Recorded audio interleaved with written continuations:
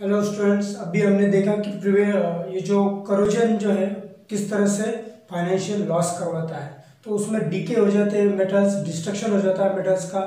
तो इसको स्टॉप करने के लिए, इसको प्रिवेंट करने के लिए अलग अलग मेथड्स यूज किए जाते हैं।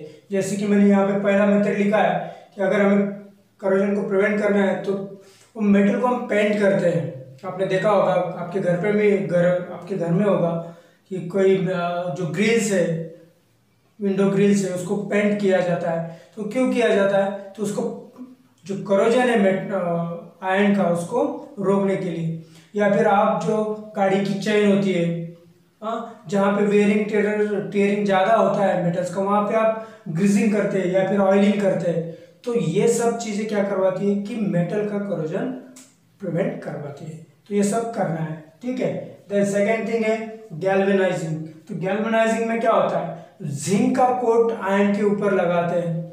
जिंक का कोट आयरन के ऊपर लगाने से आयरन का कांटेक्ट एयर एंड मॉइस्चर से होता नहीं और उसका करोजन रुक जाता है, ठीक है। तो ये जो दोनों जो ये कोई परमानेंट सॉल्यूशन नहीं है। तो कुछ दिनों के बाद तो पेंट में अगर कहीं से अगर पेंट निकल गया और वहां से अगर एयर का और मॉइस्चर का कांटेक्ट आया तो मेटल का करोजन शुरू हो जाता है। वैसे ये जिंक का भी, अगर बहुत सारी ज़्यादा बारिश होती है तो ये जिंक को बारिश से भी निकल जाता है, ठीक है। फिर भी मेटल का जो लाइफ है वो एक्सटेंड करने के लिए ये सब चीज़ें करना पड़ती है। Then tinning. Tinning layer of molten tin है, उसका कोटिंग करते हैं, डिपॉजिट करते हैं कॉपर के ऊपर। तो कॉपर जो है, देखो बच्चों, अगर इसका यूटेंसिल हम बनाया घर में अगर रखते हैं तो ये जो कॉपर है इसके ऊपर एक ग्रीनिश लेयर फॉर्म होती है और वो ग्रीनिश लेयर बहुत पॉइजनस होती है। और पॉइजनस होने के कारण हम उसमें जो भी चीज़ रहती है वो स्पॉइल रखते हैं, खाने की चीज़ें, वो स्पॉइल कर देता है। तो इसको अवॉइड करने के लिए इसको टीनिंग करना बहुत जरूरी होता है कॉपर को, कि उसको कलई भी कहा जाता है। देन बात करते हैं एनोडाइजिंग की। एनोडाइजिंग एक ऐसा प्रोसीजर है जिसमें उसी मेटल का ऑक्साइड उसी मेटल पे लगाते हैं ताकि फर्दर जो करोजन है वो रोका जाए। जैसे कि समझो metal are coated with a thin और strong layer of their oxide. जैसे कि हम बात करेंगे एल्यूमिनियम की। देखो, ये एल्यूमिनियम क्या करवाता है कि ऑक्सीजन के साथ रिएक्ट होकर एल्यूमिनियम ऑक्साइड फॉर्म कर लेता है। और यही एल्यूमिनियम के ऑक्साइड की लेयर अगर हम उसके ऊपर एल्यूमिनियम को ऊपर लगाएंगे तो वो फर्दर जो करोजन है वो रोक लेता है। तो इसी प्रकार देखो, एल्यूमिनियम के बहुत सारे यूटेंसिल्स हमारे घर में होते हैं, जो कुकर है और अदर यूटेंसिल्स है। तो इसका करोजन क्यों नहीं होता है? तो ये क्या कर लेते हैं, एक ऑक्साइड का लेयर अपने ऊपर फॉर्म कर लेते हैं, जिसके कारण फर्दर जो करोजन है वो रुक जाता है, ठीक है। तो ये एनोडाइजिंग में ये जो एल्यूमिनियम है इसको एनोड पे रखा जाता है, ठीक है। तो एनोड पे रखने से वो एक यूनिफॉर्म लेयर फॉर्म, ये उसके ऊपर एक यूनिफॉर्म लेयर फॉर्म हो जाती है एनोडाइजिंग में। ओके, तो ये जो ऑक्साइड के लेयर लगाना एक इलेक्ट्रोलिसिस से ही करवाते हैं। इलेक्ट्रोलिसिस यही प्रोसेस से वो करवाते हैं।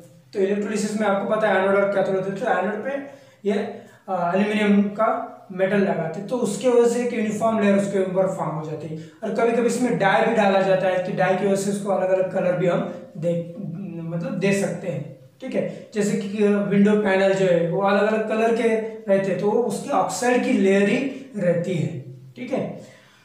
देन ये हो गया एनोडाइजिंग। उसके बाद देखते हैं कि इलेक्ट्रोप्लेटिंग।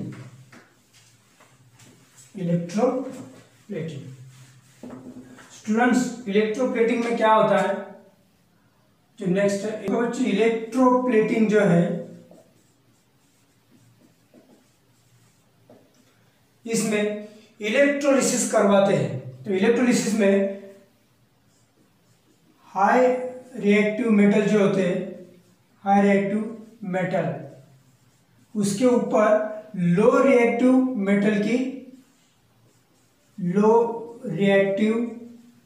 मेटल्स की लेयर लगा देते हैं, layer of low reactive metals.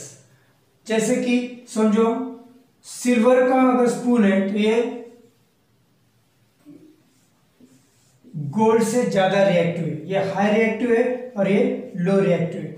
तो गोल्ड की जो इलेक्ट्रोप्लेटिंग है वो सिल्वर के ऊपर हम कर सकते हैं, मतलब उसकी एक कोटिंग सिल्वर के ऊपर आ जाएगी और सिल्वर का जो स्पून है वो गोल्ड का दिखेगा, तो इसको इलेक्ट्रोप्लेटिंग कहते हैं। देन बात करते हैं अलॉय की, जो बहुत इंपॉर्टेंट है, बहुत बार इसके क्वेश्चन में पूछा जाता है अलॉय। तो बच्चों अलॉय एक होमोजेनियस मिक्सचर रहता है metal and metal, metals and non metal का। तो homogeneous mixture of metals and metals or metals and non-metals।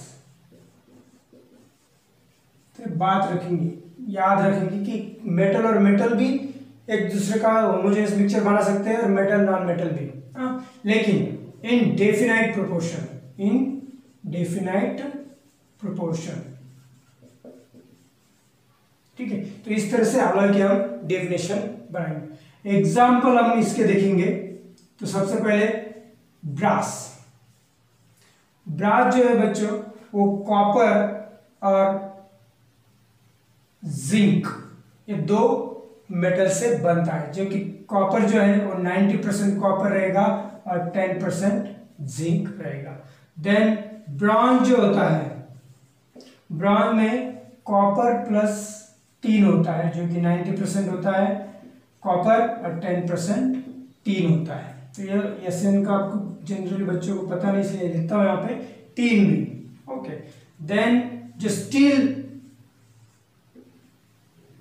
Stainless steel जो रहता है तो उसमें आयरन रहता है, क्रोमियम रहता है एंड कार्बन रहता है।